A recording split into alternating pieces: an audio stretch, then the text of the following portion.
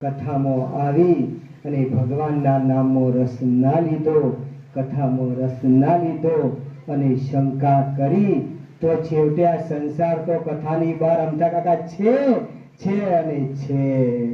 સંગ દચ્છ કુમારી તુલસી બાબા કહે છે કે આ તો બુદ્ધિનો ઉપયોગ કર્યો, મારા રામને ઓળખી ના શકી. સતી એટલે સતીને અગ્નિમાં પોતાનું શરીર ઊંઘવું પડ્યું. જુઓ એ સતીનો દાખલો શું કહે છે કે આ જીવ જો રામ નામમાં, શિવ નામમાં, કૃષ્ણ નામમાં જો રસ નહીં લે તો આખી જિંદગી એ અંતરની જે અગ્નિ આજુબાજુવાળા જે આપણા કહીએ છીએ ને, આપણા એ જ આપણને બાળ્યા કરશે, એ જ આપણને બાળ્યા કરશે. આ સતીનો દાખલો છે કે એ જ બાળશે, એ જ બાળશે, અંતર બાળશે આપણું વેણ. ભીષ્મ પિતા પુરુવરનો વડલો ભીષ્મ પિતા જ્યારે બાણ શૈયા પર છે અને ભગવાન પાંડવોને કહે છે, પાંડવો ચાલો આપણે દાદાના દર્શને જઈએ. સાથે દ્રૌપદી આવે છે.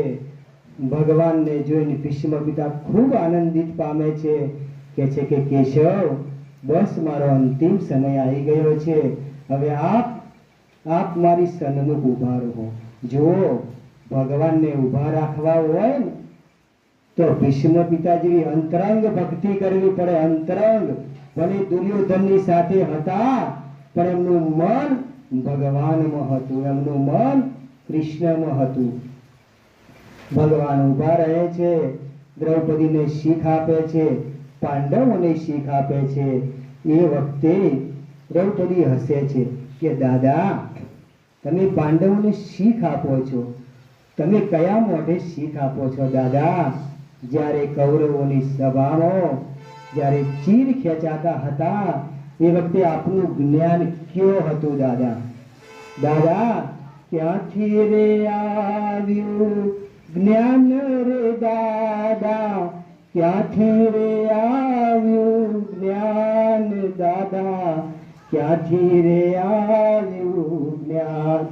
ભરી સભામાં ચીર ખેંચાય, ભરી સભામાં ચીર ખેંચાય, નીચું મસ્તક ન કરાય દાદા, નીચું મસ્તક.